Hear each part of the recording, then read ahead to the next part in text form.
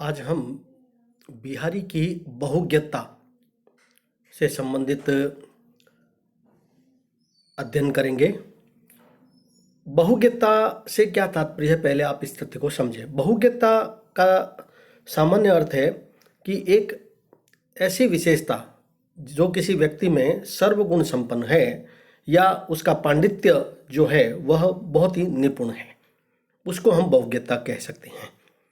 एक श्रेष्ठ कवि के लिए काव्य के आचार्यों ने कई बातों का होना अनिवार्य बताया, जैसे उसमें प्रतिभा हो, निपुणता हो, अभ्यास हो।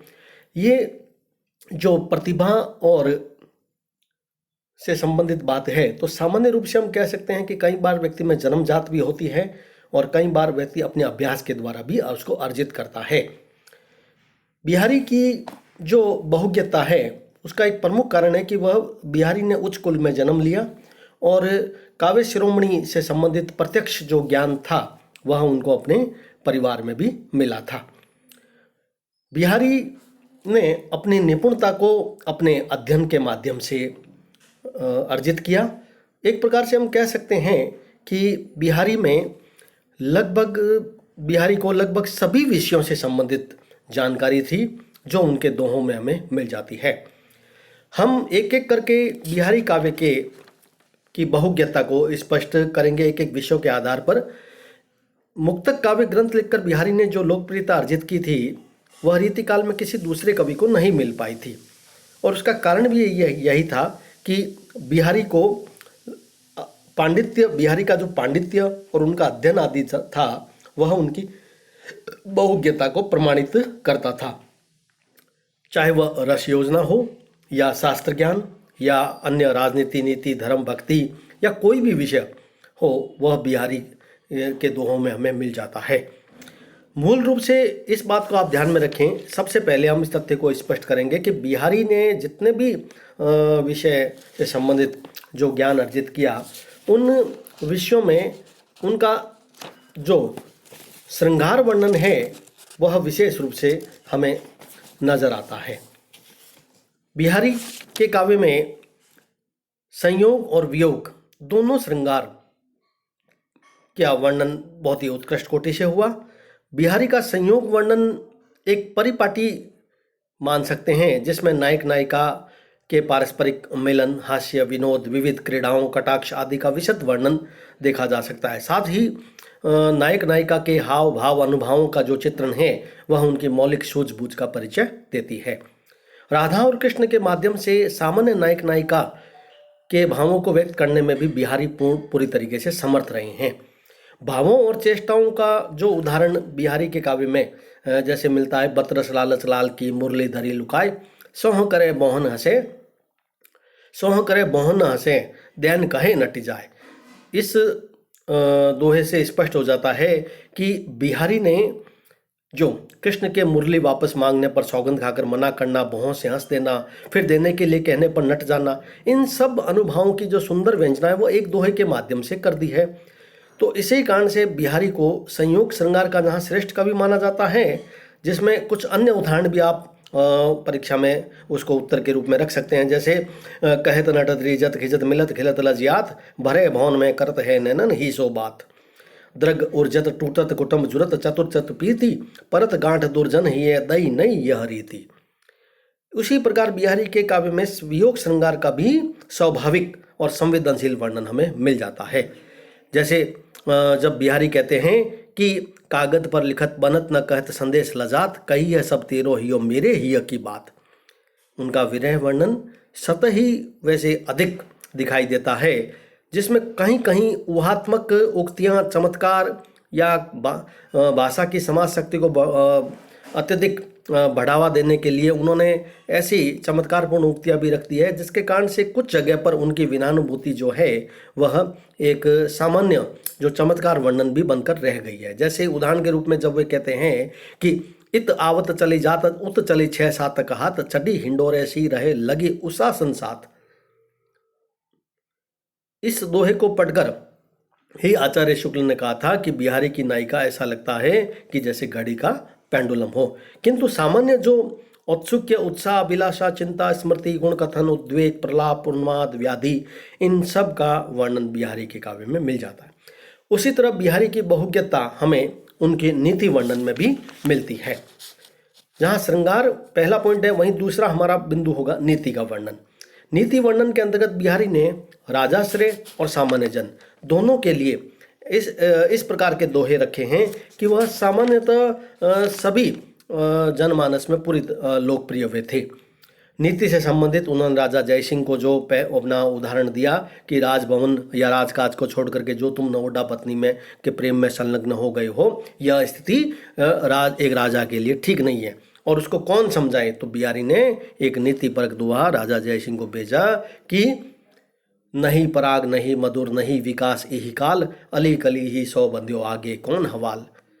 अभी ही इस नवोढ़ा पत्नी में, ये राजा ब्रह्मरूपी जयसिंह, इस नवोढ़ा पत्नी में तुम इतने प्रेम में अनुरक्त हो, तो जब यह पूर्ण विकसित होगी तुम्हारी क्या दशा होगी।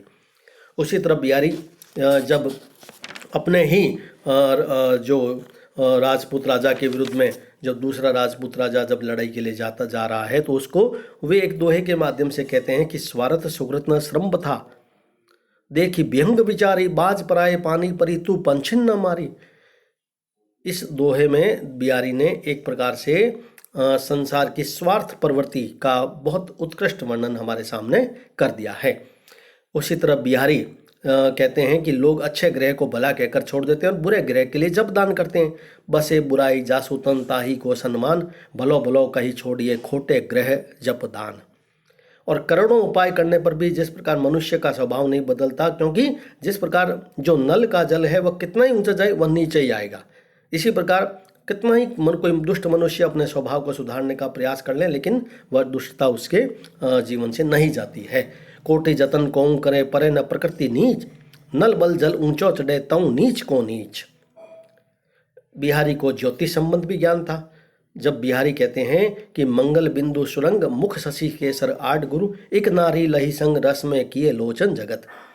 बिहारी ने कई अन्य उदाहरणों में भी अपनी ज्योतिष संबंधी चमत्कार को वर्णन करके उन्होंने इस बात को प्रतिपादित किया कि उनका ज्योतिष वर्णन भी परिपूर्ण रहा है। अब यदि हम ज्योतिष वर्णन की जब चर्चा कर रहे हैं तो हम संपूर्ण बिहारी के शास्त्र ज्ञान की ही हम चर्चा कर लें। तो बिहारी के श्रृंगार नंबर 2, नीति नंबर 3, हम उनको शास्त्र ज्ञान की जब हम चर्चा करें तो ज्योतिष के अतिरिक्त उनको आयुर्वेद, दर्शन, राजधर्म, विज्ञान, कर्मकांड, काम शास्त्र, गणित, सभी विषयों पर बिहारी को जानकारी थी। जब बिहारी आयुर्वेद के विषय में कुछ प्रचलित जो बातें हैं वो अपने दोहों में जब कहते हैं कि यथा विषम ज्वार की औषधि, सुदर्शन नामक चूर्ण, पारे से नपुंसकता का दूर होना, नाड़ी ज्ञान निदान, ये सब बिहारी के दोहों में हमें मिल जाते हैं। एक दोहे में वे स्नेहन नामक पंचकर्म का भी उल्लेख करते हैं जो शरीर शोधन के लिए बहुत ही एक प्रसिद्ध आयुर्वेदिक निदान है। उसी तरह बिहारी रोगी का पेट पानी से भर जाता, प्यास फिर भी शांत नहीं होती, तो उसका भी उनको स्मरण था, इस ज्ञान का भी। जब वे कहते हैं नेहु न नेतन को कछु उपजो बड़ी बलाई, नीर भरे नित प्रति रहे तऊ न प्यास बुझाई।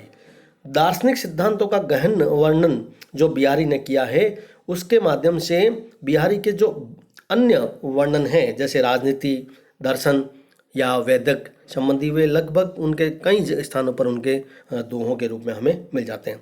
राजनीति का भी उनको गहरा ज्ञान था, जैसे जब वो कहते हैं कि दूसरे दुराज प्रजान वो क्यों न बढ़े दुख द्वंद, अधिक अंधेरो जग करत मिली मावस रविचंद। यानी दो राजाओं का जो राज होता, शासन होता है, उसमें मनुष्य को दुख ही प्राप्त होता है। वैदिक संबंधी तो उनको बहुत ही गहरा ज्ञान था कि बीमार मनुष्य जिसको कि बुखार आ रहा है, सुदर्शन दवा दी जाती है, या विरह रूपी ज्वर से बचने के लिए नायिका को दर्शन देने के लिए वे अप्रस्तुत विधान का प्रयोग करते हैं। जब वे कहते हैं कि दह बिनु नख राख के जगत बड़ी रस लेहूँ, जरी विषय जुर जाइए आई सुदर्शन लेहूँ। बिहारी के काव्य में श्रृंगार, भक्ति, नीति, ज्योतिष, आयुर्वेद, दर्शन, राजधर्म सब का वर्णन है। भक्ति की जहाँ तक बात है तो सभी रीतिकालीन कवियों में भक्ति एक अप्रत्यक्ष या प्रत्यक्ष रूप से एक मनोवैज्ञानिक जो तत्व है वह उनमें मिल ही जाता है। बिहारी भी उसे अछूते नहीं रहे। बिहारी कवि होने के साथ साथ एक भावुक रसिक थे और उनके काव्य में एक दार्शनिक जो मतवाद है वह तो मिलता ही है, जिसमें निर्गुण सगुण ने सभी देवी देवताओं का जो चित्रण है। भक्ति की जहाँ तक बात है तो बिहारी सगुण भक्ति के रूप में हमारे सामने दोहों के माध्यम से दिखाई देते हैं। जब वे कहते हैं कि मेरी बहु बाधा हरो राधा नागरी सोई, जातन की जाई परे श्याम हरित दूती होई, तो उनका सगुण जो रूप है बिहारी की राधा कृष्ण विषयक सगुण भक्ति का जो उनका प्रेम है उसका सुंदर उदाहरण हमारे सामने इस दोहे के रूप में प्रकट होता है। बिहारी के काव्य में भक्ति के हम सोपान तक देख सकते हैं। सांसारिक विषयों में लिप्त जो मनुष्य होता है वह निश्चित रूप से भवसागर को पार करने के लिए एकमात्र आधार अपने विराट स्वरूप भगवान श्री कृष्ण या राम को वो मानता है। बिहारी ने भी अपने दोहों में कई स्थानों पर राम और कृष्ण के प्रति अपनी भक्ति भावना को प्रकट किया है। अब जहाँ तक बिहारी के इन सब तत्वों का जो मैंने विश्लेषण किया है उसके आधार पर हम अच्छी तरीके से इस बात को बता सकते हैं कि बिहारी को लगभग सभी विषयों का एक गहरा ज्ञान था, चाहे वह ज्योतिष हो, आयुर्वेद हो, दर्शन हो, राजधर्म हो, विज्ञान, कर्मकांड, गणित या श्रृंगार, भक्ति, नीति। इसके साथ साथ श्रृंगार के माध्यम से उन्होंने तत्कालीन समय में जो मनुष्यों के हृदय में एक प्रकार से रति की भावना प्रबल रूप से थी तो उसका भी उन्होंने अपने काव्य में चित्रण कर दिया।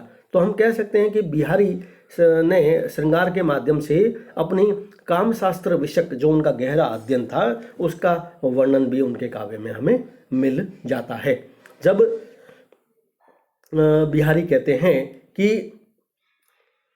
पर्यो जोरु विपरीत रति रूपी सूरत रन धीर करती कुलाहलु किंकिनी गहो मौन मंजीर, एक प्रकार से हम बिहारी के को इतिवृत्त ज्ञान से संबंधित पांडित्य से संबंधित उनका जो अध्ययन है वह स्थान स्थान पर उनके दोहों में हमें मिल जाता है। बिहारी का जो लोक ज्ञान था ना वह बहुत ही विपुल था। नागरिक जीवन और उच्च राजसी वर्ग से संबंधित होते हुए भी उन्होंने समाज में प्रचलित जितनी भी सामान्य जो चलन था या सामान्य जो जनमानस में जो भावनाएं पनप रही थी या जो भावनाएं थी उसका उन्होंने जमकर वर्णन किया।